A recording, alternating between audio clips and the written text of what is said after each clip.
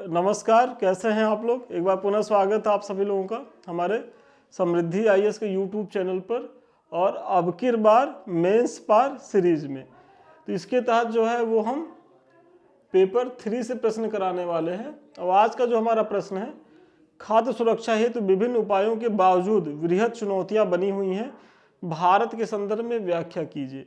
और देखिए ये जो है ये PYQ है, मतलब प्रीवियस ईयर्स के क्वेश्चंस आए हुए हैं। और हम इस सीरीज में जो है PYQ भी आपको टाइम टू टाइम कराएंगे, क्योंकि बिना PYQ देखे आपको ये अंदाज़ा नहीं लगेगा कि किस टॉपिक से कैसे प्रश्न पूछे जाते हैं।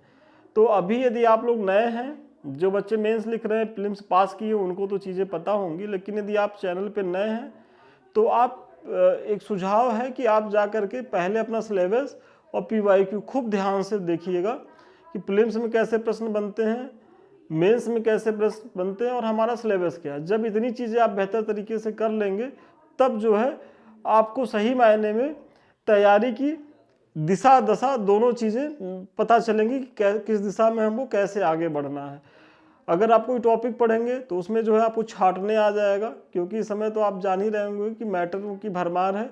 और इस मैटर की जो उपलब्धता है, एक तरीके से महासागर हो गए हैं, तो महासागर में गोता लगाने से बचिए।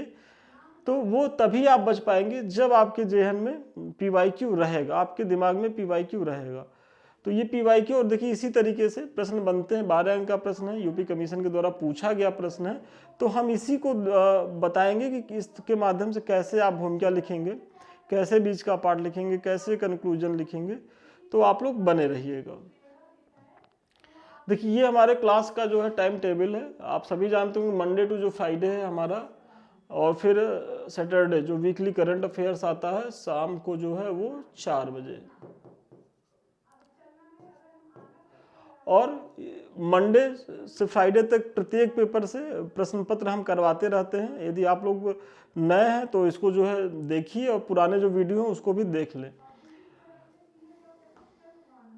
चलिए, खाद्य सुरक्षा की अवधारणा जो है वो बहुआयामी है। सबसे पहले की पॉइंट क्या है, आपको चूंकि खाद्य सुरक्षा के बारे में ही है तो थोड़ा सा खाद्य सुरक्षा क्या है आप इसको स्पष्ट कर दें, और यही जो है आपकी भूमिका हो गई। बहुत से बच्चों का ये प्रश्न रहता है, सर समझ नहीं आता प्रश्न शुरू कैसे करें, भूमिका में क्या लिखे। तो भूमिका में जो आपका की पॉइंट हो उसी को थोड़ा सा डिकोड कर दीजिए, उसी के बारे में थोड़ा सा बता दीजिए, वही आपकी भूमिका है। और वर्तमान में अगर 20 प्रश्नों को करना होता है, 8 अंक के 10 प्रश्न होते हैं, 12 अंक के 20 प्रश्न होते हैं, 8 अंक के जो प्रश्न होते हैं वो 125 शब्दों में लिखने होते हैं, और जो 12 अंक के प्रश्न होते हैं वो 200 शब्दों में लिखने होते हैं। तो आपके पास इतना अवसर नहीं है कि आप बहुत ज़्यादा भूमिका लिखिए। तो और बहुत ज़्यादा भूमिका जो है वो लिख करके आने की ज़रूरत भी नहीं है, क्योंकि उससे आपको ऐसा तो है नहीं कि भूमिका पे ही नंबर मिलेगा। बस भूमिका ये होती है कि परिचयात्मक होनी चाहिए कि भाई हम शुरू कैसे करें। तो वही आप बताइए कि खाद्य सुरक्षा की अवधारणा जो है वो बहुआयामी है। विश्व खाद्य सम्मेलन 1996 के अनुसार खाद्य सुरक्षा से तात्पर्य यह है कि सभी लोगों को सक्रिय एवं स्वस्थ जीवन यापन हेतु हर समय अपनी पसंद एवं आवश्यकता अनुसार पर्याप्त, सुरक्षित एवं पौष्टिक आहार जो है वो उपलब्ध हो। तो थोड़ा सा आप अगर किसी संस्था के द्वारा जो परिभाषा दी गई हो, अगर आप उसको कोट करेंगे तो वजन ज़्यादा पड़ेगा। और आप लोगों को ऐसे प्रयास करने भी चाहिए कि किसी व्यक्ति का स्टेटमेंट हो, मतलब वो प्रभावी हो, वो सर्वमान्य व्यक्ति हो, किसी संस्था का स्टेटमेंट हो, या कुछ डाटा हो, कुछ आंकड़े हो, तो मुख्य परीक्षा में आपको उपयोग करने चाहिए। जैसे मैंने अभी यहाँ विश्व खाद्य सम्मेलन 1996 के जो वक्तव्य है खाद्य सुरक्षा को लेकर के, उसको मैंने जो कोट किया। फिर वर्तमान में भारत दुनिया की सबसे बड़ी आबादी वाला देश है एवं इसकी आबादी का एक बड़ा हिस्सा गरीबी रेखा के नीचे जीवन व्यतीत कर रहा है। अतः ऐसी स्थिति में लोगों तक खाद्यान्न की पहुंच जो है वो सुनिश्चित करना एक बड़ी चुनौती है। मतलब खाद्य सुरक्षा को लेकर के अब हम एक भूमिका और बना रहे हैं कि भाई भारत में आज आप जान रहे हो कि ये विश्व की सबसे बड़ी आबादी वाला देश है, और आबादी के साथ साथ जो हमारी आबादी वो कुशल नहीं है, वो स्किल्ड नहीं है, तो गरीबी भी है। तो गरीब व्यक्ति को जो मूलभूत आवश्यकताएं हैं उसमें रोटी, कपड़ा, मकान, तो रोटी पहुंचाना जो सबसे ज़्यादा ज़रूरी होता है।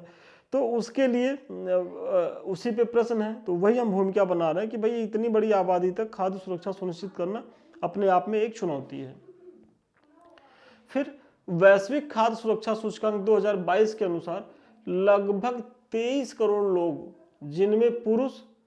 जिनमें मुख्य रूप से महिलाएं एवं ग्रामीण क्षेत्र के निवासियों की पौष्टिक, सुरक्षित एवं पर्याप्त भोजन तक पहुंच में लगातार कमी देखी गई है। मतलब ये जो वैश्विक खाद्य सुरक्षा सूचकांक 2022 की रिपोर्ट है, उसमें कहा जा रहा है कि जो लगभग 23 करोड़ आबादी हमारे देश की ऐसी है, और उन आबादी में भी खासकर महिलाओं की आबादी और फिर ग्रामीण क्षेत्रों में कि जिनके लिए पौष्टिक भोजन की उपलब्धता सुनिश्चित नहीं हो पा रही है अभी भी। तो ये अगर आप एक डाटा बताएंगे तो आपकी जो बात जो भी मैंने पीछे लिखा कि भाई एक बड़ी आबादी जो है वो गरीबी रेखा के नीचे है, वहाँ तक खाद्य सुरक्षा की पहुँच सुनिश्चित कराना बहुत बड़ी चुनौती है, तो आप अपने एक डाटा के माध्यम से उसको जो है पुष्टि कर रहे हैं।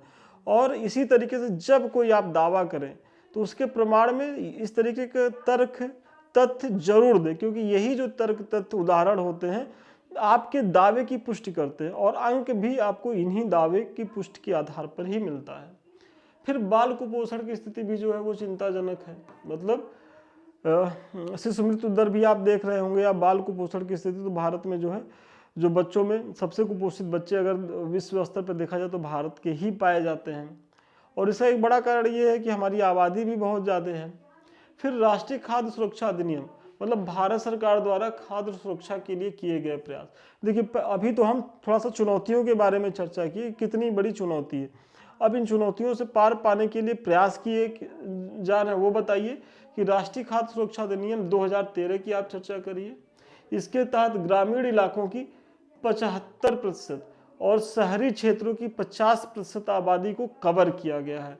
इस प्रकार देश की 2/3 आबादी को सब्सिडी वाले खाद्यान्न जो है वो प्रदान किए जा रहे हैं। राष्ट्रीय खाद्य सुरक्षा जो अधिनियम 2013 है, मतलब 2/3 आबादी को जो है इसमें गेहूं, चावल, मोटा अनाज, ये सब चीज़ें बहुत मतलब 2-3 रुपए किलो पे ही दिए जाते हैं, तो सोचिए, और वो भी 2/3 आबादी को। तो सबसे पहला प्रयास तो यही किया जा रहा है खाद्य सुरक्षा को लेकर के।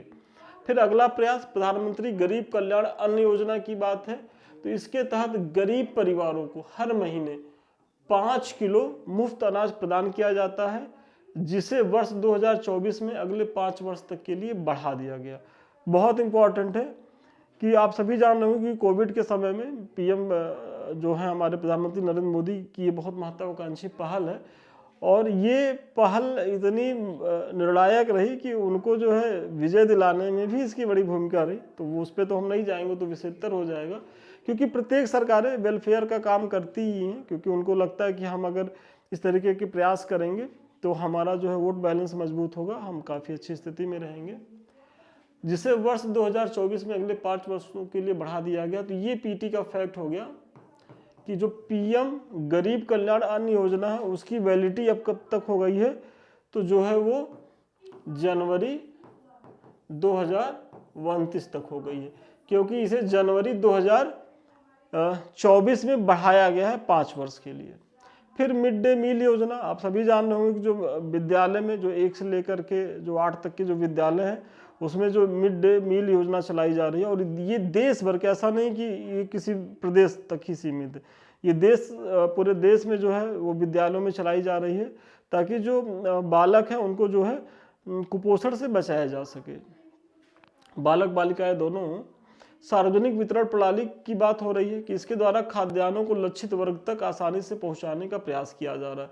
सबसे बड़ी चीज़ भाई, ये सारी चीज़ें तो तब कारगर साबित होंगी जब हमारी सार्वजनिक वितरण प्रणाली जो है, जो पीडीएस जिसको हम कहते हैं, वो बहुत दुरुस्त हो, मतलब जो टारगेटेड व्यक्ति है वहाँ तक इसको पहुँचाया जाए। तो ये भी बहुत अच्छे तरीके से सरकार कर रही है, और अब तो इसमें बायोमेट्रिक के माध्यम से बहुत ज़्यादा जो है, जो पहले भ्रष्टाचार होते थे उसको भी, जो लीकेज होते थे उसको भी सरकार जो है नियंत्रित करने में सफल हुई है। और लगभग हम तो गांव जाते हैं तो देखते हैं कि ये चीज़ें वाकई में गांव के लोगों तक सहज उपलब्ध हो रही हैं, बहुत सही तरीके से, बिना कोई चोरी के। चलिए आगे बढ़ने से पहले एक सूचना देख लीजिए। ये कुछ प्रोग्राम है हमारे संस्थान के द्वारा, टेस्ट सीरीज बैच चल रहे हैं। तो जो भी इच्छुक हो आप, यदि आपको फुल बैच लेना हो तो आप इससे जुड़िए। अधिक जानकारी के लिए 7303307507 पे संपर्क करें। और हमारा नया बैच भी जो है वो पेपर 6 से जो है शुरू हो रहा है 18 फरवरी से। तो आप लोग इससे भी जुड़िए, फीस बेहद कम है। अधिक जानकारी के लिए इन नंबरों पे संपर्क करें, ऑफिस के लोग बताएंगे। इसमें देखिए इसी तरीके से आपको प्रश्न दिया जाता है, आप उत्तर लिख के भेजते हैं प्रॉपर वे में, इसी तरीके से मार्किंग होती है। देखिए सारा किया गया है और जो भी कमी है वो बताई गई है।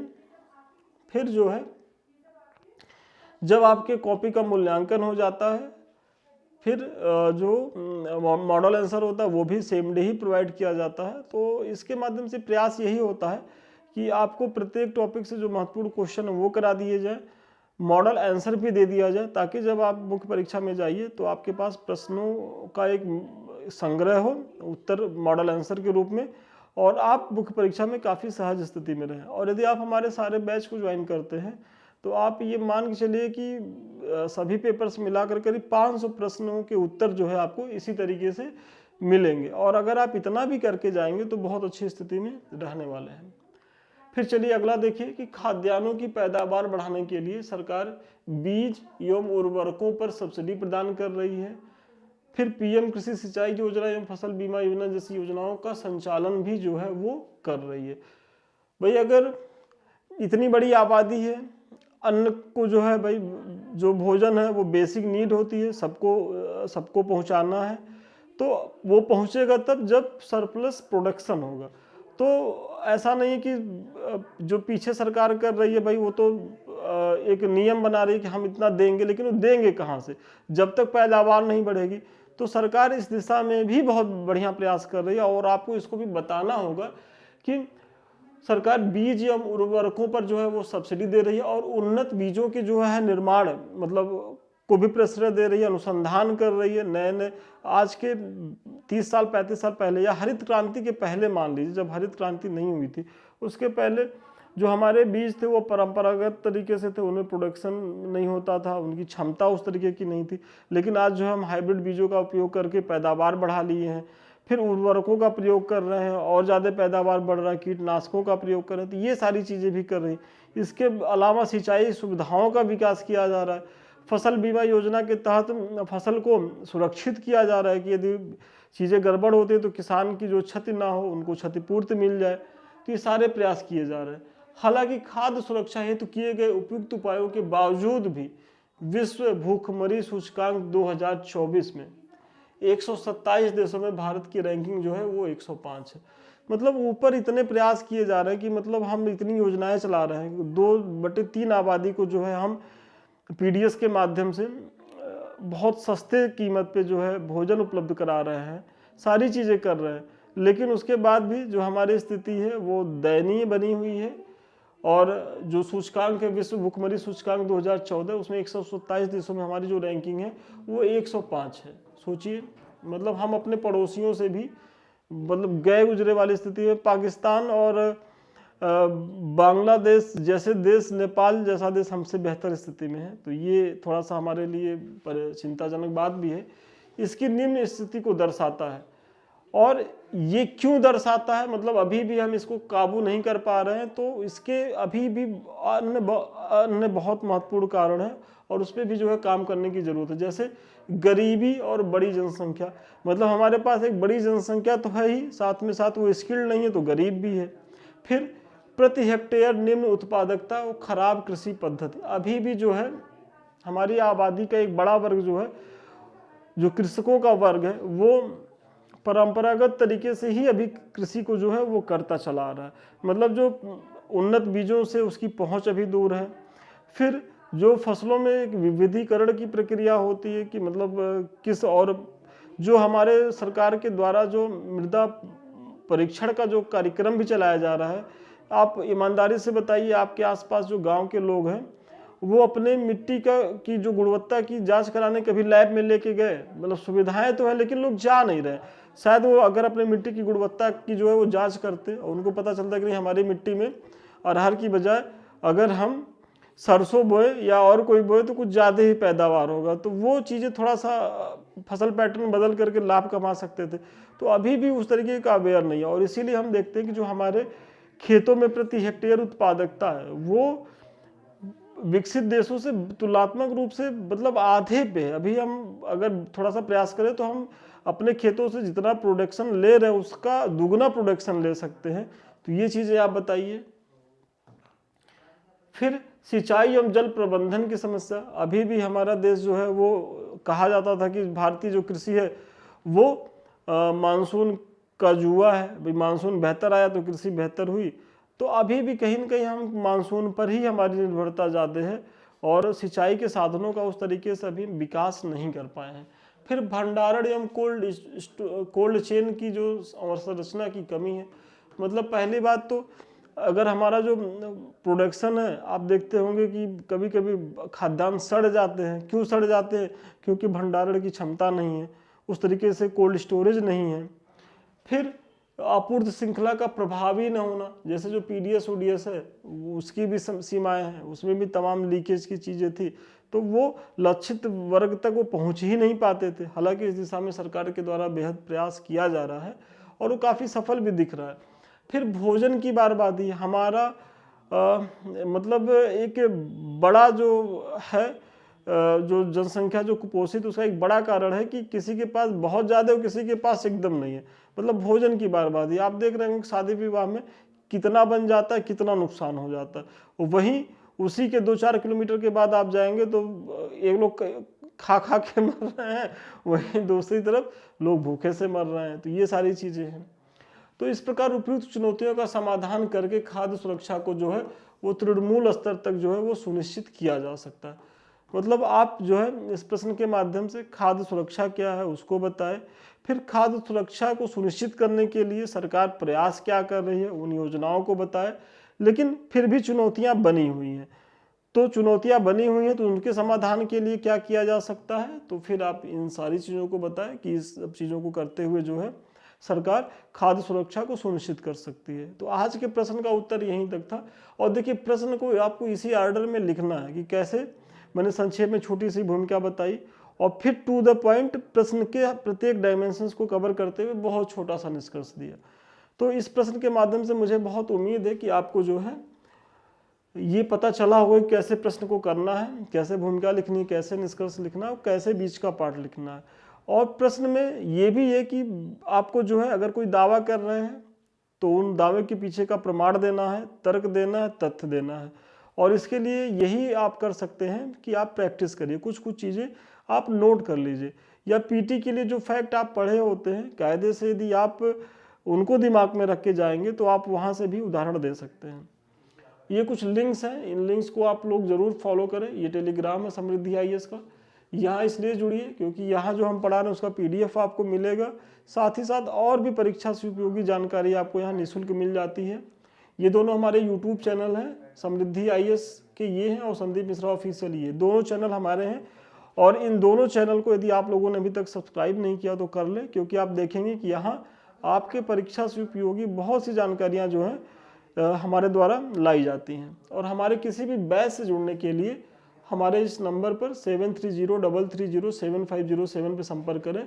और हमारा ये पर्सनल नंबर है 99719417। यदि आप मुझसे भी बात करना चाहें तो आप इन नंबर पर बात करिए। और अगर किसी टॉपिक को लेकर के आपके मन में ये हो कि सर जो है इस पे वीडियो बना दीजिए, तो आप मुझे पर्सनल मैसेज भी कर सकते हैं, हमारे चैट बॉक्स में भी मैसेज कर सकते हैं। एक बार फिर से हम रिपीट कर दे रहे हैं 9971719417। तो आप यहाँ भी बताइए, यहाँ भी बताइए, हम दोनों जगह रीड करेंगे और उसका जो है समाधान करेंगे। तो चलिए आज के लिए इतना ही, पुनः मिलते हैं नए वीडियो में नए क्लास के साथ। तब तक के लिए धन्यवाद, शुभकामनाएं आपको।